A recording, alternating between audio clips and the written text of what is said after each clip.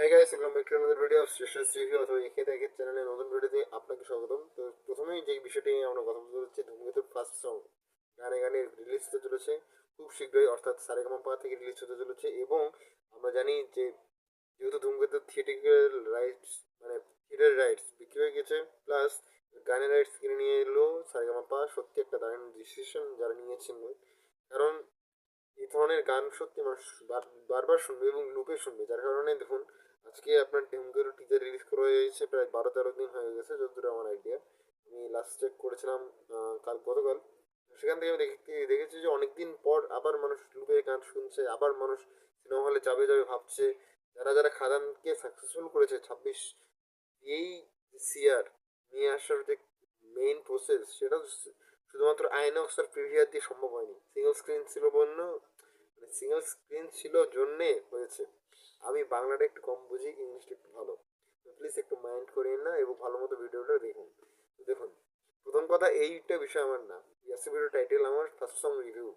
তো রিভিউটা কি জানানো আমি বললাম, কারণ গানটা অলরেডি রিলিজ করার আগেই শুটিং যখন হচ্ছিল সেই সময় একজন ক্যামেরাম্যান ক্যামেরাম্যান বা টল টাইমের একজন মানুষ এই চ্যানেলটাকে কি করেছে, আপলোড করে দিয়েছে।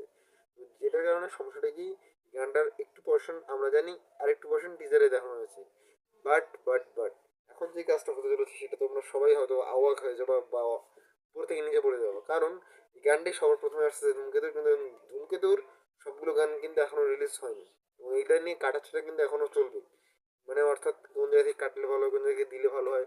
দেবদাকে নতুন ভাবে দেখতে পাচ্ছি আমরা, সবাই কিভাবে দেখবো আমরা। ধূমকেতু যে আসতে চলেছে 50 দিনের মধ্যে, সেটা কিন্তু জানিয়ে দেওয়া হয়েছে এবং গান আসছে।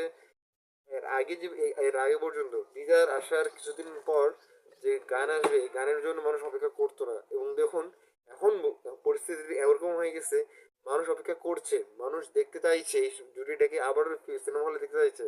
যার জন্য কয়েক কোটিতে সিনেমার থিয়েটার হল মালিকরাই এটা কিনে নেবে এই সিনেমাটা। এই রকম থিয়েটার চিন্তা ভাবনার প্রথমবার বাংলাদেশে ধরতে পারলো মাত্র এই দেব শুভশ্রী এই জুটিটার জন্য। যারা এমনি বলে খেপাইতো, যারা এমনি বলে গালাই দিত, তারা সবাই আজকে ভালো কথা বলছে শুধুমাত্র শ্রেষ্ঠ শ্রী জন্য। ধন্যবাদ বন্ধুরা, এতক্ষণ পর্যন্ত সাথে ছিলেন। নমস্কার।